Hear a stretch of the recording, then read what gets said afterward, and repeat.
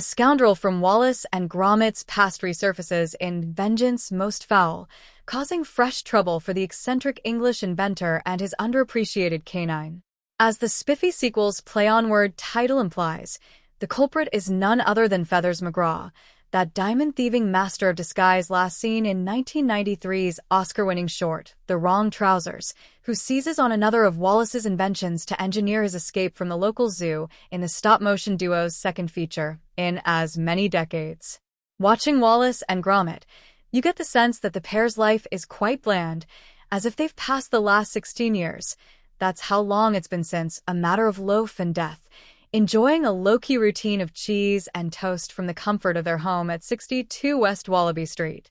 A little commotion could do them good, and while it's clear that director Nick Park and co-helmer Merlin Crossingham are stretching things to hit the 79-minute mark, it's a delight to find these two, plus their penguin nemesis, back on the big screen, though most will see it either on BBC this Christmas or streaming on Netflix early next year. When it comes to sequels, a clear advantage of animation is that time can stand still between installments, allowing Aardman to pick up right where we left these characters, unless, of course, it serves the material to watch them grow up, a la Toy Story or Inside Out.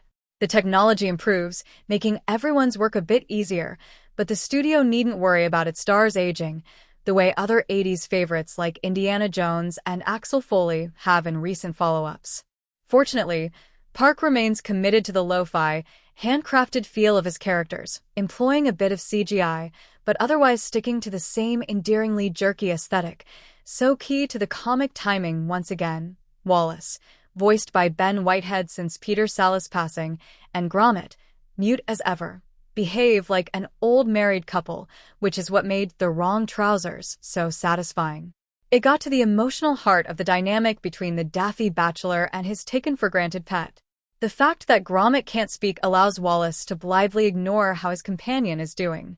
When Feathers appeared, the lodger immediately put a strain on their relationship, demoting Gromit to the doghouse as he planned his big heist. Subsequent installments have played on similar threats, often in the form of questionable romantic prospects. In each case, the lesson is the same. Wallace relies on Gromit far more than he realizes. For all Wallace's tinkering, devices meant to streamline his life wouldn't be much use without Gromit pulling the levers at just the right moment. And so it is with Norbot, a voice-activated, AI-driven garden gnome whom Wallace introduces with the intention of assisting Gromit around the garden. Straight out of the box, the gadget overhauls the landscaping and all but amputates Gromit's paws, as performed by Reese Shearsmith. This nifty odd-jobbing robot makes a cute, cutting-edge addition to the Aardman universe. He isn't the first gnome to appear there. Kitschy Kin have made cameos as lawn ornaments in A Close Shave and The Curse of the Were-Rabbit, but he's the first to factor so prominently. With his rosy cheeks and dementedly happy grin, Norbot immediately rubs Gromit wrong. The poor dog is right to be suspicious, since it's clear that this latest creation is more powerful than Wallace knows, and can be easily hacked by a certain jailbird, who still wants that blue diamond. As anyone familiar with The Wrong Trousers can tell you, Feathers ranks among the most amusing antagonists in animation history, owing to the sheer simplicity of his penguin design. He was essentially a black and white bowling pin with beady eyes and flippers, who could disguise himself as a chicken by sticking a red rubber glove on his head. Feathers made for a patently absurd, but still effective, antagonist, since you could read all kinds of menace into his stare, aided by the appropriate strings on the soundtrack. One of Park's signatures has been his affection for classic film genres, which tips toward Ealing territory with its off-kilter comedy.